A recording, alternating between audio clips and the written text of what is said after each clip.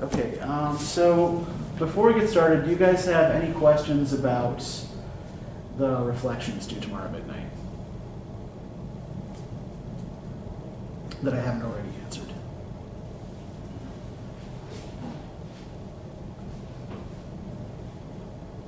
So you said just like focus on one thing for the draft or to write about? Yeah, pick one text and focus on like one particular theme or issue in the text, right? So for example, if you're looking at Sun Tzu, I had people in the other class who were talking about sort of the notion of like how he talks about the notion of force, right? Whether or not you can force someone to be good in his argument. So pick some small part of the larger argument to focus on, and to sort of pull out a little further. Any other questions? So how do we do a works cited page to write the book? Okay, so what I will do is I will send you a link to the Purdue Owl page. Okay. And what you're going to want to follow the directions for, you're going to follow the directions for chapter and an anthology. And when you are doing the parenthetical citations, give me the name of the author of the essay, not the author of, not the editor of the anthology, right? So if you say you're doing Hannah Arendt and you're quoting something she says on page 89, right?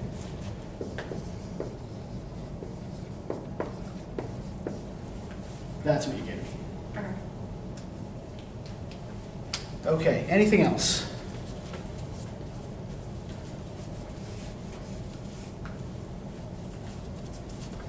Okay, so we're going back to the writing analytically stuff for next time, so make sure you bring that with you for next class.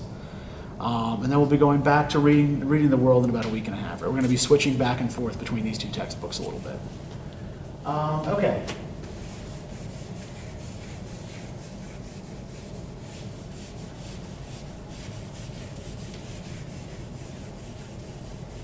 So before we dive into Hannah Arendt, let's try to review where we've been a little bit here. So take a minute and try to encapsulate the basic arguments of the four thinkers we've looked at before in a sentence or two.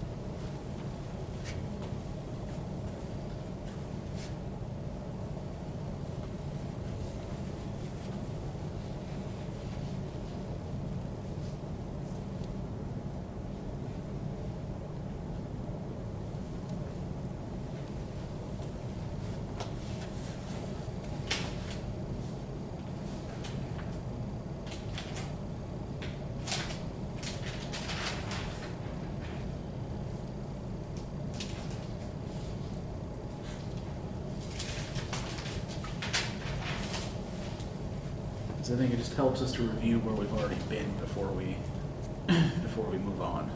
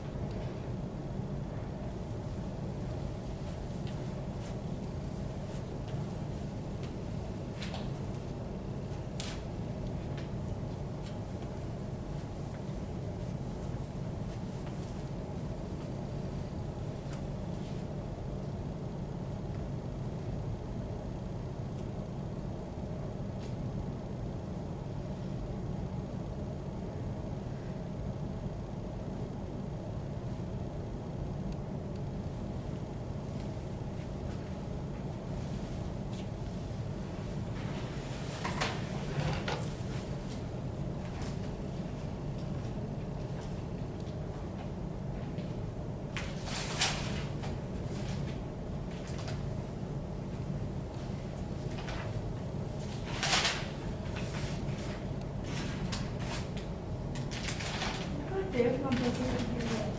Pardon? I ordered my booking, it's never came. Which one? The, Red in the World. I ordered it from Amazon. So I was still reading the one on, Georgia Beach. Okay, so yeah, for now, just keep doing that, right? But- Okay.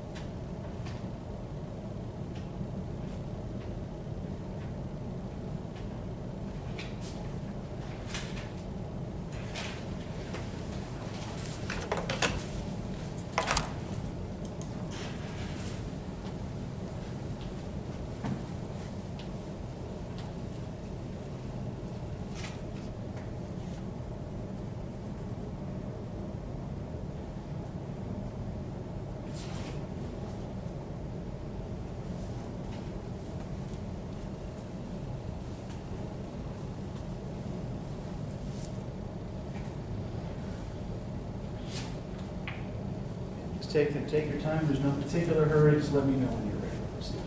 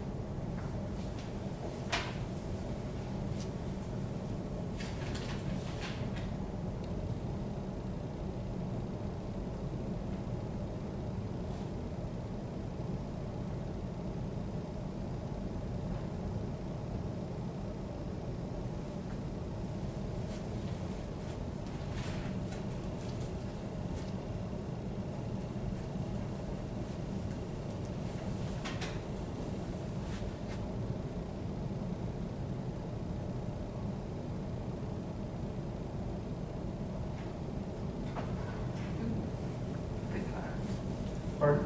That's the thing about it.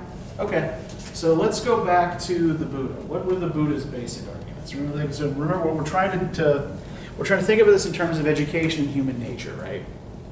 So what was the basic gist of what you got from the Buddha? If you like lead yourself on path of self-denial and like fight your human nature to find enlightenment.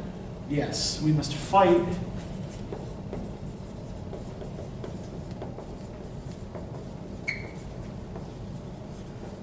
our nature to find enlightenment. And how would he define enlightenment, right? Because remember, this was a little bit of a problem in class the other day. This is a word we've kind of thrown around a lot, but it's not necessarily clear what's meant by it, right? So what does the Buddha seem to mean by enlightenment? Didn't they say something about like being awake versus asleep? Like you're, like you're awake to the path of like righteousness, kind of. Yeah, but I think what does righteousness consist of for the Buddha? Like, what does it mean from the perspective of that essay to be righteous? What's he trying to get you to do?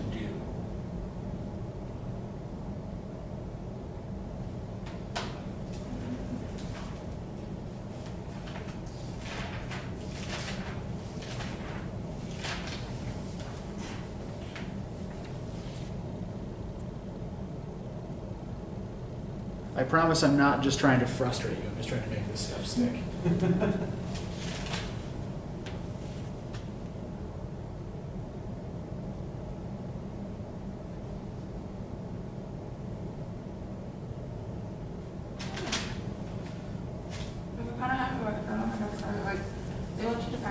self-denial Mhm. and all that, and like follow the right path so you could, like, I don't know, better yourself, or like, Mhm. Well, what does it mean in this case to better? Like, what's the end goal for a Buddhist? just to become enlightened and like follow the path and like deny yourself certain things. Okay, I think we're going in I circles feel like here. it's like Yeah. to find peace. It's not like, Mhm. Well, and peace here is also defined pretty specifically, right? So what you're trying to do, what enlightenment really amounts to, is release from the world, right? So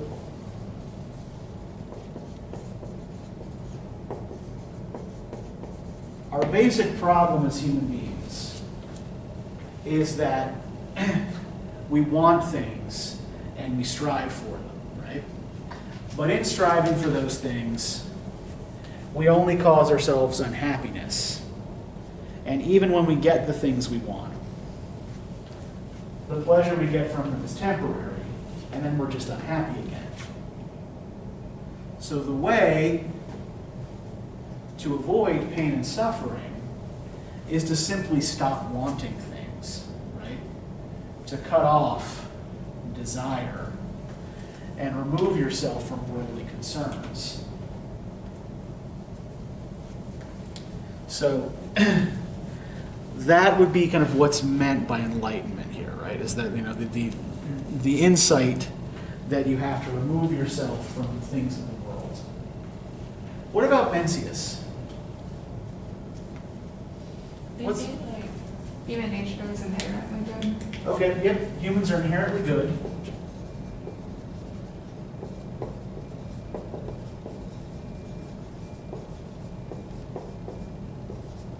And what else? If we are inherently good, do we still need education?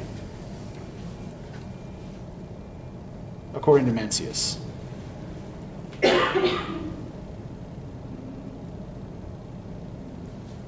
Was anyone talking about needing a teacher, or was it talking about needing a teacher would be good? Sun Tzu is probably more specifically talks about needing a teacher, right? But Mencius gives us that parable about the mountain, right? Where you have a mountain that is lush and green, but a city is built next to it, and the people start stripping the mountain for resources, and pretty soon it's just a big bare rock, right? So how is that like human nature according to Mencius? What's the nature of that mountain? What's its natural state?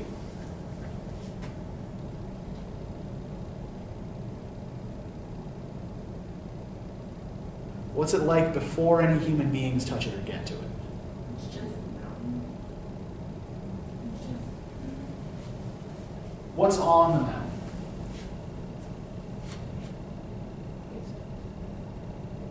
Pardon?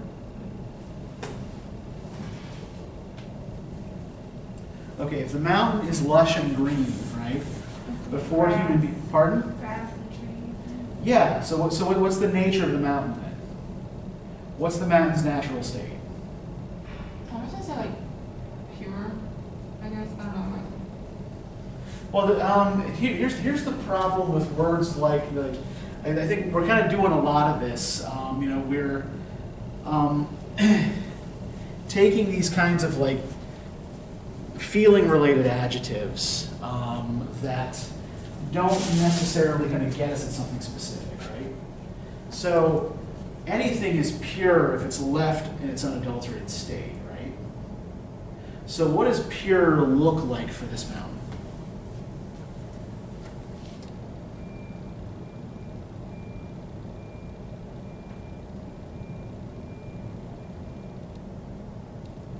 Lush and green, right? Like lack of human interactions with the environment there. Yeah, exactly. So the environment matters, right? So humans are inherently good, but environment matters, right? If we surround ourselves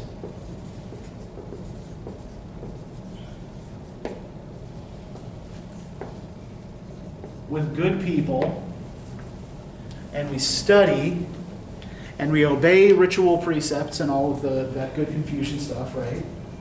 Then we not only remain good, we also refine that goodness, right? But it's not enough just to be born good, right? That natural goodness can be snuffed out by bad influences. So you need to make sure that you are surrounded by good, nurturing influences, so that people don't chop down all your damn trees. What about Sun Tzu?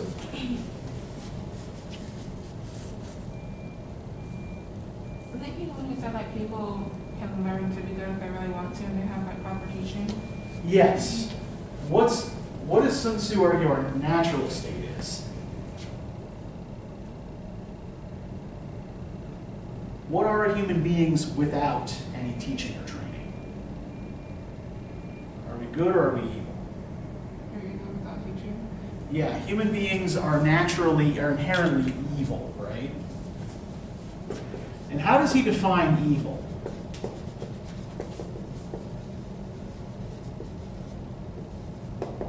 What sorts of things for him are evil? What sorts of behaviors are evil?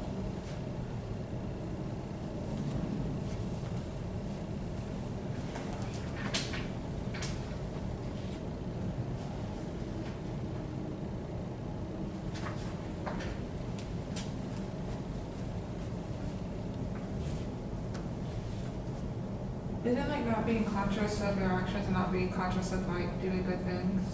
Okay, you're not being conscious of your actions. That's part of it, right? Think in terms of a kind of theme that runs through his definitions of evil. Like desire. Okay, desire, right? Envy, sensuality,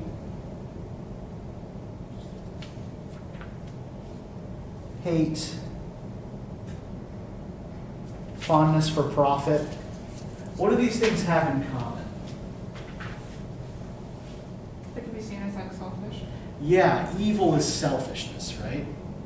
So for Sun Tzu, evil is a focus on the self, right?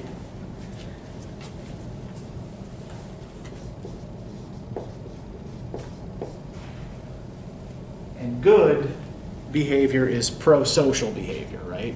Oh, isn't good like focus on the community? Yeah, exactly. Right? So evil is focused on this. So an evil person focuses on himself or herself, right? A good person, according to Sun Tzu, focuses on the good of the community, right? So humans are inherently evil, but can learn to be good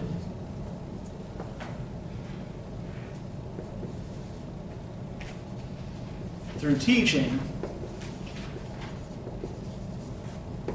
if they choose to be.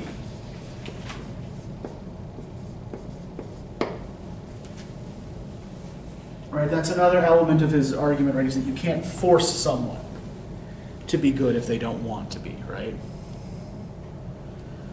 That someone who is forced to be good is not really being good.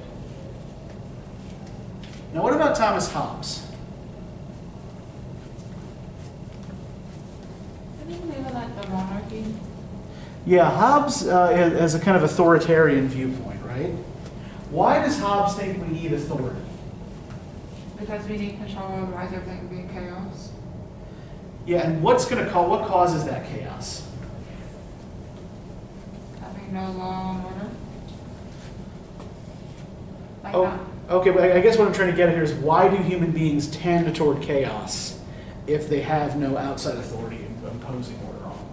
Because that's our nature, and it's to like go to war and fight and stuff. Yeah, the natural state of human life is war, right? And how does he define war? Is war just like pitched battles, declared wars, things like that? What does he mean by war?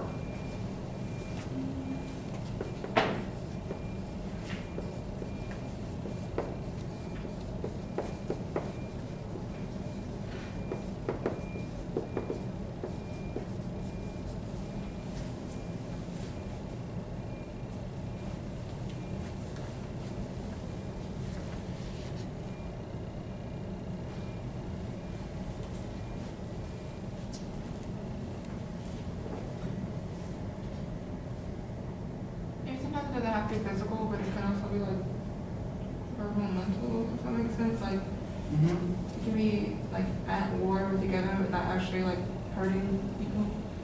Yeah, so basically any form of contention is war, right?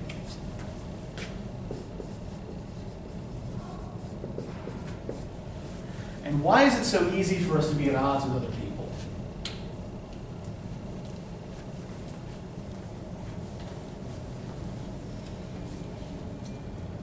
Does he regard all humans as having the same nature and the same capabilities, or all humans as having different natures and different capabilities? Different. Why would you say different? But not everybody thinks the same way. Not everybody thinks the same way, but does he think that everybody has the same physical and mental capabilities?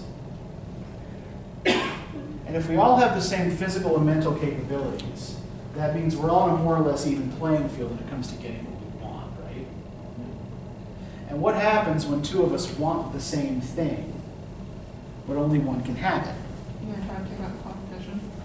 Yeah, that's where this contention comes from, right? So we're seeing a philosophy that is actually a little bit similar to Sun Tzu and the Buddha, right? That human beings are naturally kind of vicious, right? That, we strive for things that we can't have, or that at least we don't want others to have, because then we won't have it. And his answer to this is different, right? Sun Tzu and the Buddha both seem to think that you can get better through some process of education, right? Would Hobbes agree with that? Does he seem to think that the individual human can get better through education? Did you see something about the social contract theory? Yeah. So it's like the king is the head and the people are the body, because they need the government for like protection and order, or otherwise it's going to be chaos. Yeah, for Hobbes, the whole purpose of government is to impose order, right? The government has a monopoly on legitimate violence so that people don't take the law into their own hands and hurt each other, right? Does Hobbes think education is even possible if you don't have security first?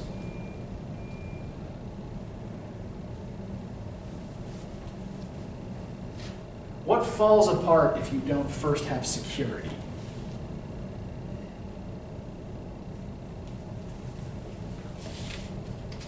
Let's just take a quick look here on pages 83, 84. Right? Whatsoever is consequent to a time of war, where every man is enemy to every man, the same is consequent to the time wherein men live without their security, than with their own strength and their own invention shall furnish them withal. So if you don't have security, right, all you can have is what you can keep with your own mental and physical capabilities, right? What you can produce and keep others from taking from you. In such condition, there is no place for industry, because the fruit thereof is uncertain, and consequently, no culture of the earth, no navigation, nor use of the commodities that may be imported by sea, no commodious building, no instruments of moving and removing such things as require much force, no knowledge of the face of the earth, no account of time, no arts, no letters, and no society. And which is worst of all, continual fear and danger of violent death, and the life of man solitary, poor, nasty, brutish, and short. So, the list of things here that we don't have, that we can't have, we don't have security, right? No industry, no farming, no navigation, no anything that no work that requires cooperation, no geography, no timekeeping, no arts, no letters, no society. So what is security the building block of? Everything. Or at least everything we call civilization, right? So he's arguing you can't have civilization without security, right?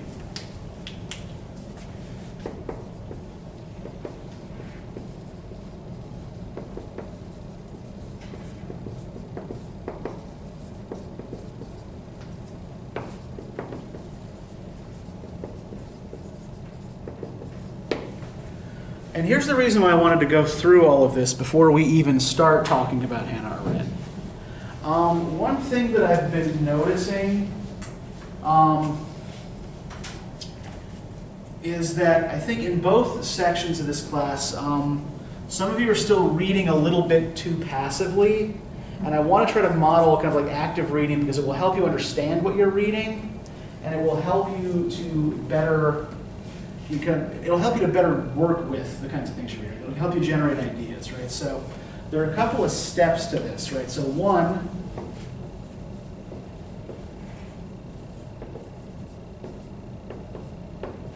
right, you want to define all unfamiliar or specialized terms.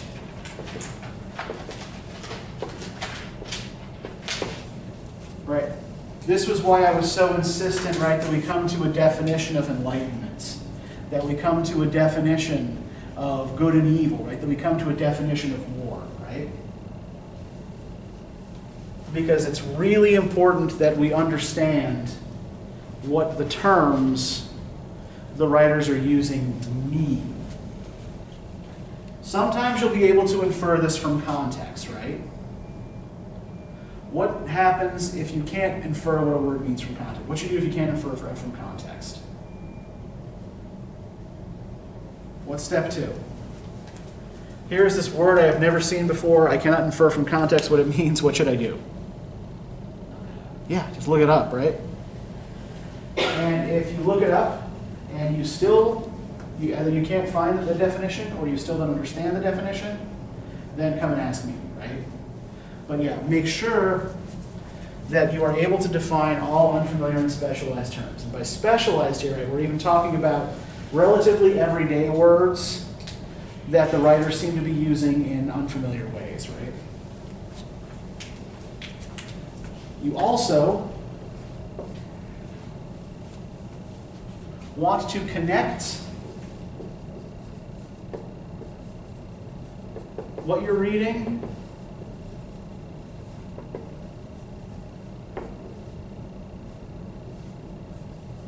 to other texts with which you are already familiar. Right, so we've got all this laid out here now before we start talking about Hannah Arendt, so that we have a context laid out in which to talk about her, right? So that we can compare her back to what some of these other thinkers who are talking about similar things are saying, right? And the third thing that you probably want to do. If you looked in Georgia View at the PDFs that I posted, did you notice anything about them? They have text and margin like note. Yeah, I've scribbled all over them, right? You know, I know that some people are reluctant to do this, right? But write in your books. Unless you're interested in your sticky notes. Exactly, yeah. And more physical interaction with your book will actually help you to retain information. It'll help you to remember things. And you know, this way, if you're writing questions in the margin or you're writing notes about, like little explanatory notes, right, it gives you a record of what you were thinking while you were reading. And it connects what you were thinking directly to the particular passage you wrote the notes next to, right? So please just make sure you are doing these things when you are doing the reading. It will help. All right, so let's talk then about Hannah Arendt. How'd this go for you?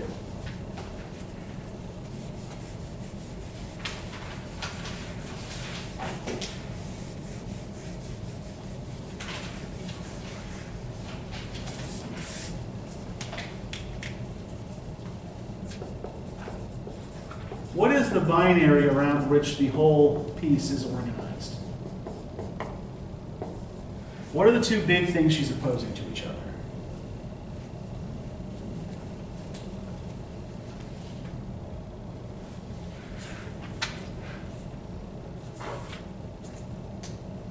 I think that actually goes around like labor, work, and action. What's that? I think that actually goes around like labor, work, and action. Okay, I think, yeah, we're on the right track here, right? So she starts with this idea, the Vita Activa, right? And Vita Activa in Latin simply means active life. I think you're kind of getting the kind of definition of the Vita Activa there, right? So what is the Vita Activa? Like what is the active life? At least according to conventional philosophy, as Arendt puts it. Like taking action and working for what you want. Yeah. Right, so work is part of the active life, right?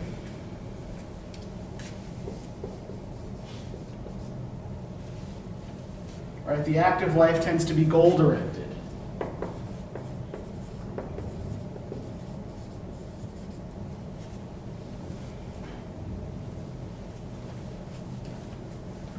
And according to Arendt, in traditional Western philosophy, have people taken the Vita Activa because they chose it? Were they like forced into it? Yeah, at least the conventional view of it, right, is that this is not really a choice.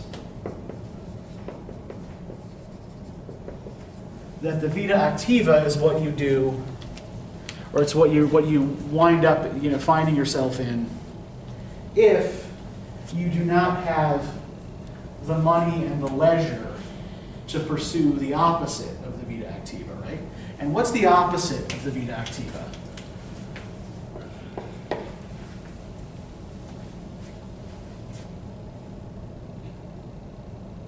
Vita Contemplativa, contemplation. Yeah, Vita Contemplativa. Yeah.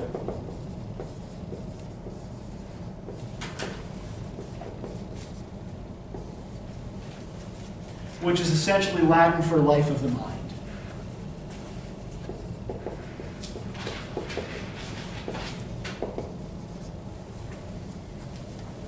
So, the whole point of Arendt's essay is to define the two sides of this binary, and then by the end to try to break them down, right? So let's go through the essay and look at how this proceeds. Right.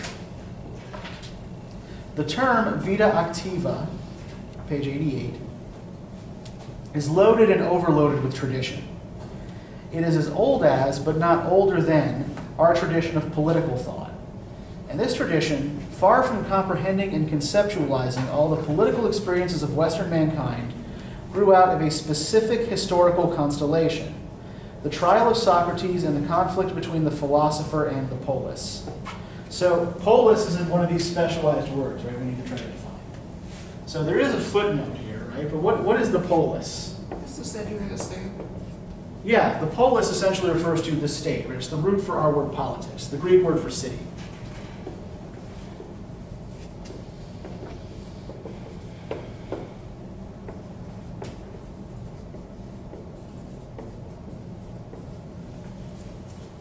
So she's setting up a binary here too, right? The philosopher versus the state.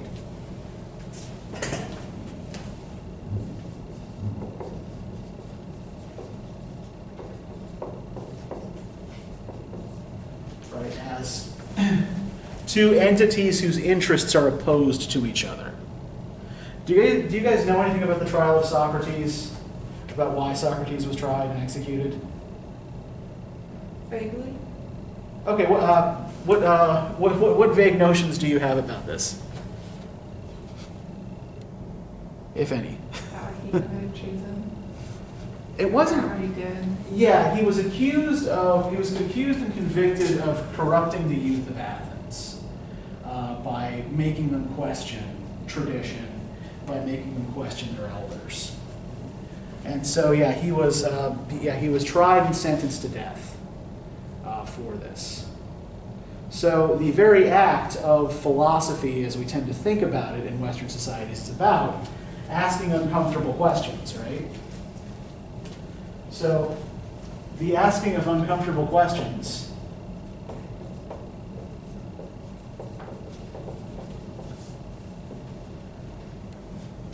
is inevitably in opposition to the keepers of order.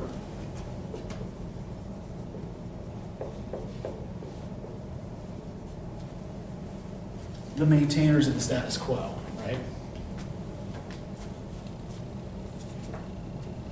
So Arendt is arguing that this is the basic thrust of Western philosophy, and it arose out of this conflict in ancient Greece, right? It eliminated many experiences of an earlier past that were relevant to its immediate political purposes, and proceeded until its end in the work of Karl Marx in a highly selective manner. So she's saying that Karl Marx is the first Western philosopher to argue that the Vita Activa actually has anything to teach us, right? That the active life is actually good. The term itself, in medieval philosophy, the standard translation of the Aristotelian bios politikos, a life devoted to public political matters. So here she's using Greek words again, right? So bios politikos is what?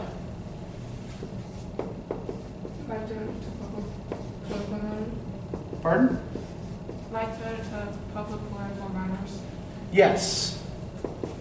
The political life. Right, in the Greek, bioi is a word Aristotle uses to mean ways of life. And Aristotle argues there are three bioi that a free person might choose to engage in. And these are what make up the Vita Contemplativa, right? Initially. Right, so first is the life of enjoying bodily pleasures in which the beautiful as it is given is consumed, so the artistic life.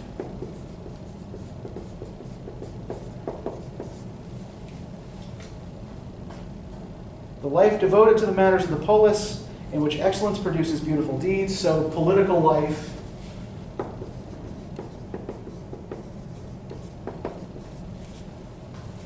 Is also initially part of this category. And the life of the philosopher devoted to inquiry into and contemplation of things eternal, whose everlasting beauty can neither be brought about through the producing interference of man, nor be changed through his consumption. So the life of the truth seeker, right? The life of the philosopher.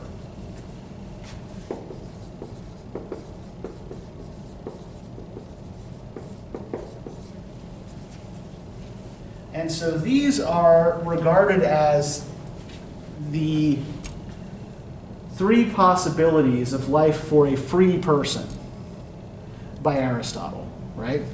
So Aristotle clearly means something more specific by free than we usually mean.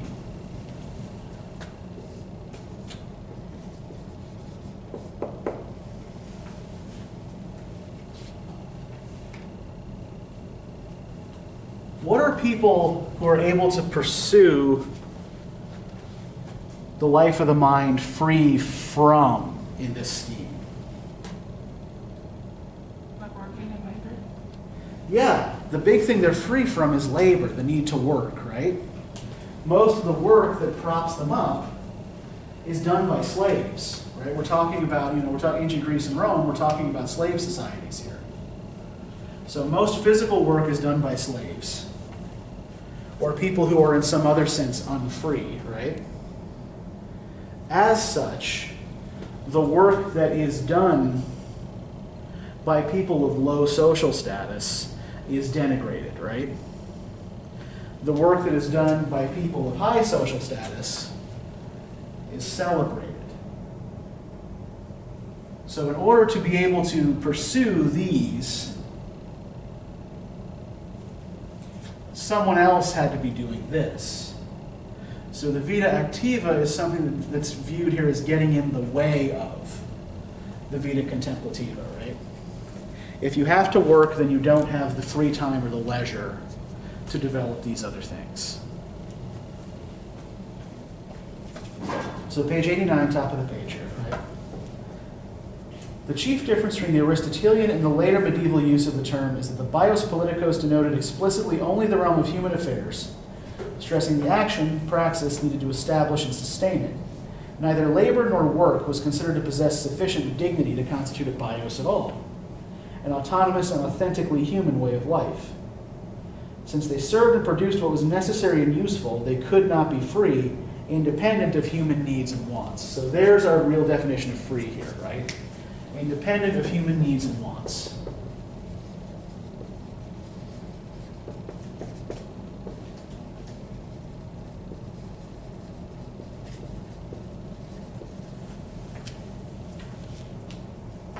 That the political way of life escaped this verdict is due to the Greek understanding of polis life, which to them denoted a very special and freely chosen form of political organization, and by no means just any form of action necessary to keep men together in orderly fashion. So what do we know, if anything, about the Greek political life that she's talking about? Do you guys know anything about Athens in the 6th century and what its government looked like?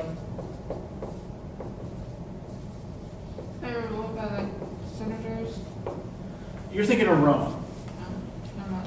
Yeah, Rome had a Senate that was sort of republic-ish, not really democratic.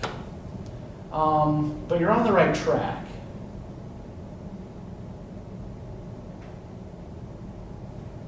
Who ruled 6th century Athens?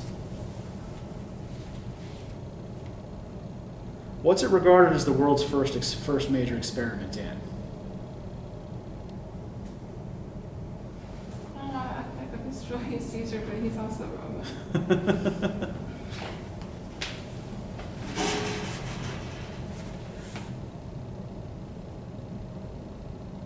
Who would have been responsible for making decisions?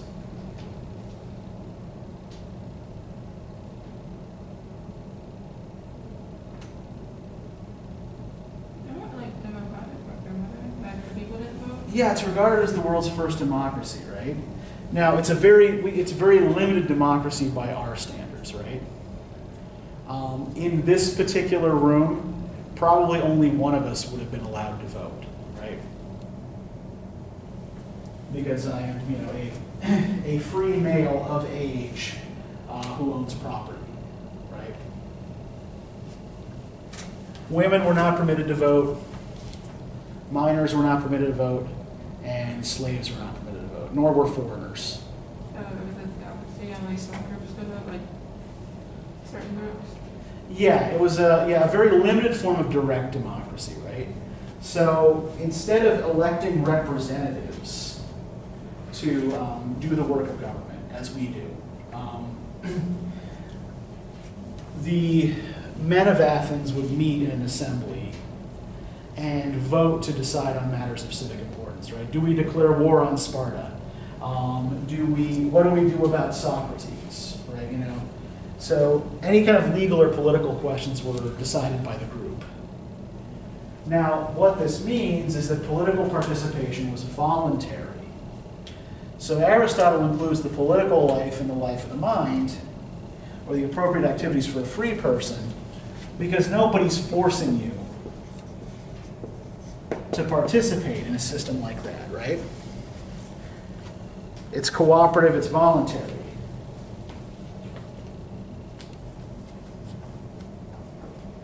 Not that the Greeks or Aristotle were ignorant of the fact that human life always demands some form of political organization, and that ruling over subjects might constitute a distinct way of life.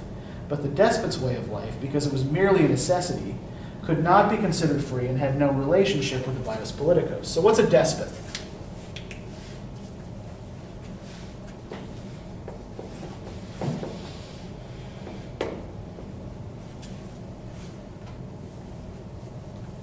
When Arendt here refers to the despot's way of life as opposed to the Greek democratic way of life, what does she mean? What's despotism?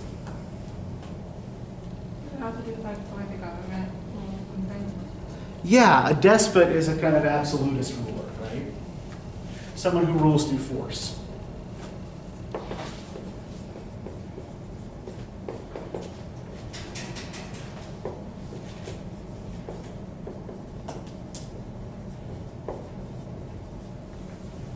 And the reason that this is not considered appropriate for the life of the mind is that she's not regarding it as, they're not regarding it as free of labor, right? If you have to force people to enact your will, you are basically forced to work, right? So basically slavery. Pardon? Like basically slavery. Yeah, although it seems to be so like a kind of two-way slavery, right? So just as the despot has the entire nation enslaved, so the despot is also enslaved by the need to force his or her will upon the entire nation, right? So this actually constitutes work and activity, and so is not regarded as suitable for a free person, right? So with the disappearance of the ancient city-state, Augustine seems to have been the last to know at least what it once meant to be a citizen. The term Vita Activa lost its specifically political meaning and denoted all kinds of active engagement in the things of this world. To be sure, it does not follow that work and labor had risen in the hierarchy of human activities and were now equal in dignity with a life devoted to politics. It was rather the other way around.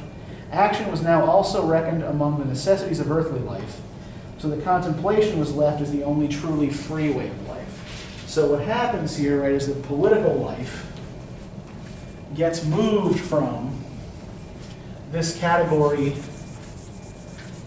of the life of the mind into the category of the active life, right? As Greece and Rome give way to Christian Europe. So instead of labor in that scheme of things, gaining more dignity, activity gaining more dignity, the need to interfere in worldly politics is given less dignity, right? Now, how might that be related to Christian dogma? What does Hannah Arendt have to say about this? Why does she think this is happening?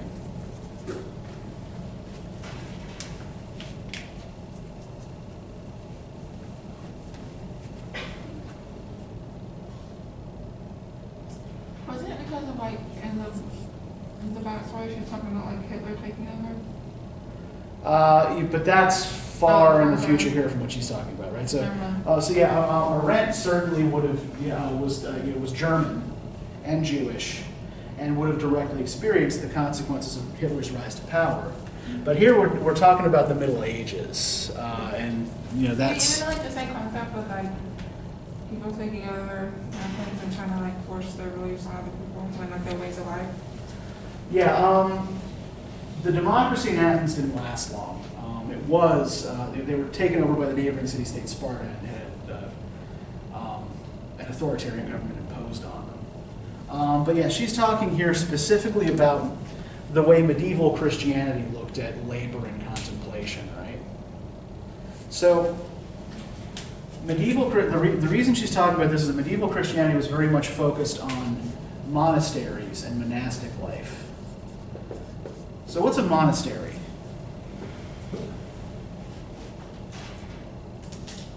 What's a monk? What does a monk do? Kind of like what the Buddhists do. Yeah, there are, at least we call followers of certain branches of Buddhism monks, right? So a monastery is a place where monks live, right? And why do they gather together in monasteries? What are they trying to do there?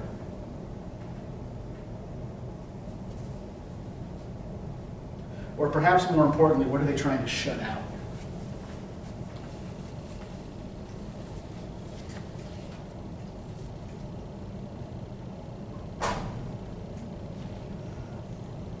What are you fleeing from or escaping from if you go to a monastery?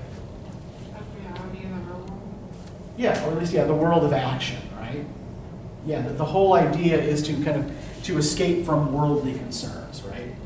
So, what she's saying happens in Europe in the Middle Ages, right? Is that once monastic Christianity becomes the ruling philosophical viewpoint, all that matters, all that becomes important, is this life of contemplation, right? This life of contemplation is valued above everything else. And so monks who don't get their hands dirty in doing, the work of this world, right, are the only people who really have the ability to engage in this. Right, so the monk becomes kind of like the type of the medieval philosopher. Okay. So, top here of page 90, we get another binary here in this paragraph, right? So the term Vita Activa, comprehending all human activities and defined from the viewpoint of the absolute quiet of contemplation, therefore corresponds more closely to the Greek askolia, unquiet, with which Aristotle designated all activity, than to the Greek bios politikos. As early as Aristotle, the distinction between quiet and unquiet, between an almost breathless abstention from the external physical movement and activity of every kind, is more decisive than the distinction between the political and the theoretical way of life, because it can eventually be found within each of the three ways of life. It is like the distinction between war and peace. Just as war takes place for the sake of peace, thus every kind of activity, even the processes of mere thought, must culminate in the absolute quiet of contemplation. Every movement, the movements of body and soul as well as of speech and reasoning, must cease before truth. Truth, be it the ancient truth of being or the Christian truth of the living God, can reveal itself only in complete human stillness. So what are the two opposites she's organized this paragraph around?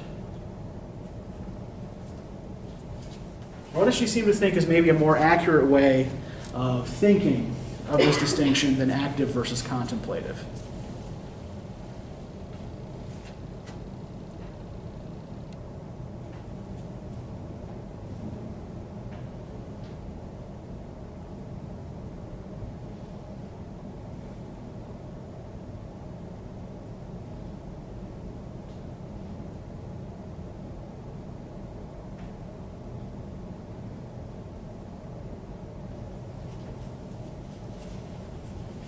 What's the distinction that she says can be found in each of Aristotle's three ways of life? Maybe like the only way to find truth is to live the contemplative life and then take a moment to kind of be still and think about things. Yeah, okay, yeah, the stillness is part of this, right? That the Western philosophical tradition says the only way to reach truth is through absolute stillness, right? But the binary she sets up here is between quiet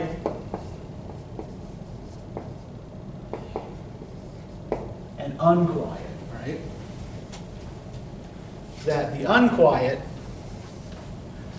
right, the disruptive, is associated with activity of any kind. And quiet is associated with stillness and with the approach to truth, right?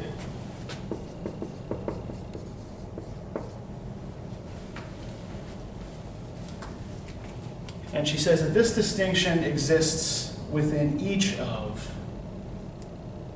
Aristotle's three bioi, right? The artistic, the political, and the philosophical. That really all branches of human activity contain this distinction between quiet and unquiet, right? Quiet, where you have perfect equilibrium, and unquiet, where you have activity and disruption, right? Traditionally, and up to the beginning of the modern age, the term Vita Activa never lost its negative connotation of unquiet. As such, it remained intimately related to the even more fundamental Greek distinction between things that are by themselves whatever they are, and things which owe their existence to man. So how might we rephrase that? Things that are by themselves whatever they are, and things which owe their existence to man. What else might we call things that are by themselves whatever they are?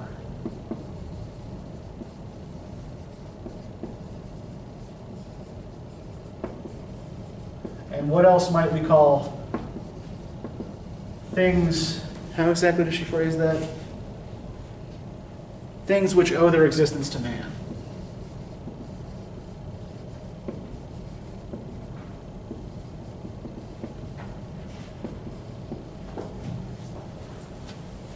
Let's tackle the second one first because that might actually be a little bit easier. What do we call things that have to be made by human beings? What's a word we use for that? Man-made, Okay, man-made, right? artificial. Artificial.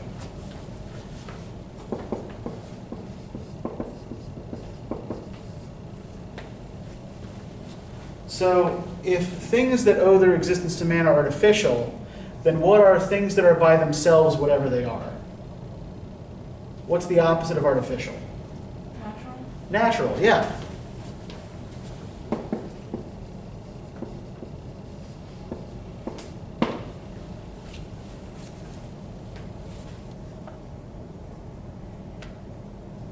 So, the Vita Activa gets associated by the Greeks with things that are artificial. And the Vita Contemplativa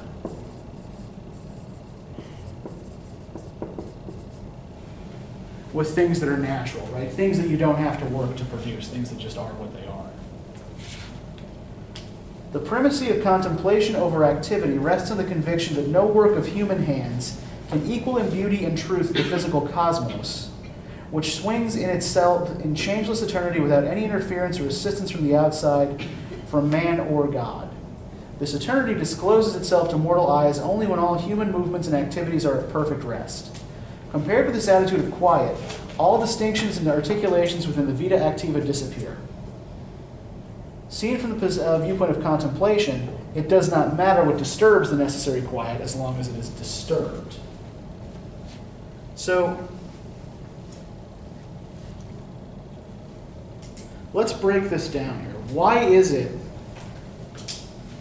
that Arendt thinks the Greek philosophers and their followers valued the contemplative over the active?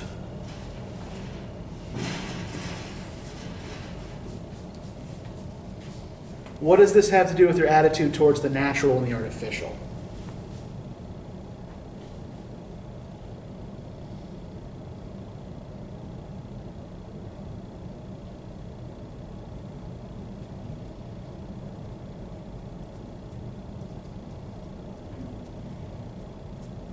Maybe it's like you deserve it more. Like you deserve something if you like are set up for it. I don't know. Yeah, well, yeah, because they don't like the artificial, right? They don't like the thing that requires effort, right? The argument here is that the things that, like that the cosmos itself, without interference, right? Nature itself is more beautiful than anything human beings can make. So the best thing for you to do, the best thing you could do, is sit in contemplation of the beauty of the world around you, right? And find truth through that contemplative stillness. If you have to work for your bread, then you can't do that, right?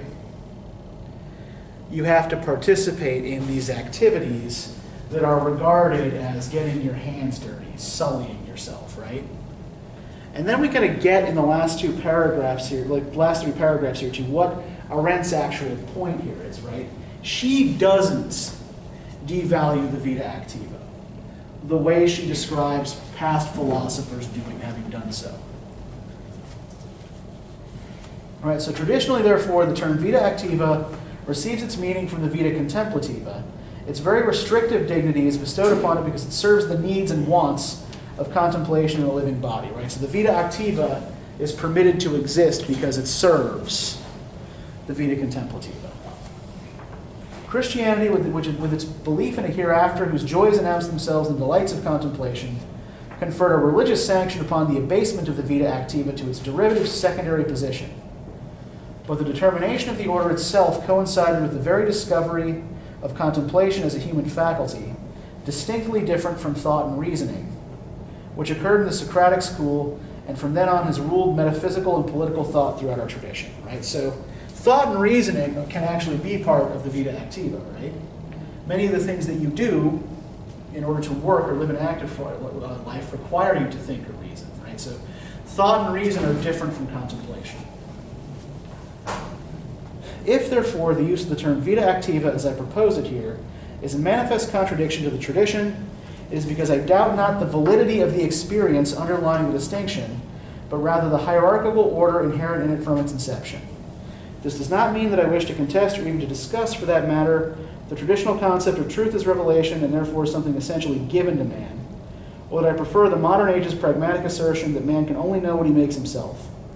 My contention is simply that the enormous weight of contemplation in the traditional hierarchy has blurred the distinctions and articulations within the Vita Activa itself, and that appearances notwithstanding, this condition has not been changed essentially by the modern break with the tradition and the eventual reversal of its hierarchical order in Marx and Nietzsche.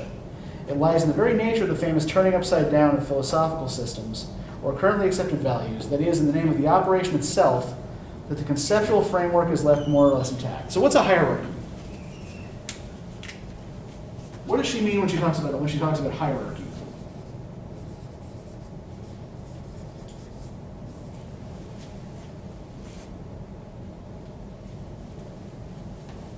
Is this word at all familiar? Like a order, I think. Yeah, a hierarchy is a kind of order, right? And is a hierarchy like an order that's arranged kind of like horizontally or vertically? Vertical. Yeah, from top to bottom, right?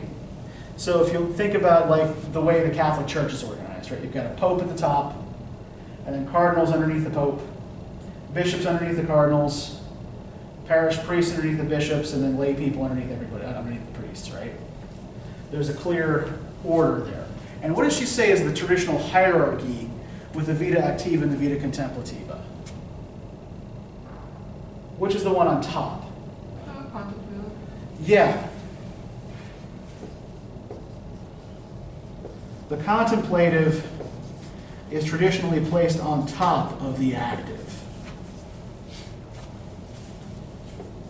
Right? The vast numbers of people engaged in the active life are required to keep the small number of people engaged in the contemplative life fed and clothed and sheltered, right? And what she is arguing is that this shouldn't be a hierarchy, right? That instead of just flipping over the hierarchy and putting the active on top, what ought to happen is that the two ought to be put on the same level, right? The modern reversal shares the traditional hierarchy the assumption that the same central human preoccupation must prevail in all activities of men, since without one comprehensive principle, no order can be established. This assumption is not a matter of course, and my use of the term Vita Activa presupposes the concern underlying all its activities is not the same as and is neither superior nor inferior to the central concern of the Vita Contemplativa. So the key words there are neither inferior nor superior, right? That what she's saying is like, don't overturn the hierarchy, right? Acknowledge that these things actually are equally important. That one doesn't have to disturb or disrupt the other, and one doesn't have to simply support the other, right? That both are important avenues of human life, and that both... Did you say like they're both equal? Pretty much, yeah. That they should be regarded as equally important, right? Okay, so any questions about this? Right, essentially you can learn as much living an active life. You can think as much living an active life as you can living a contemplative life, right? So basically you're saying you can do both at the same time, it's just not one or the other? Yeah, so for example, like think of like even something like teaching as a profession, right? So, am I paid just to think?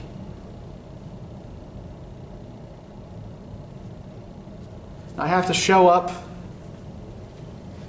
4 days a week in the classroom, right, to try to impart what I know to you, right?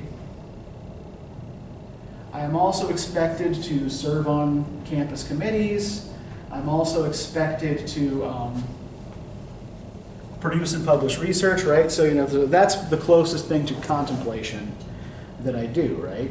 And yet, we call, living like an academic life a life of the mind, right? But it involves activity and contemplation. So you might want to kind of think of that as kind of like the sort of thing that she's talking about, right? That, that these things actually kind of go hand in hand with each other. All right, so if there are no questions, we'll stop there, we'll clean up, and I will let you go.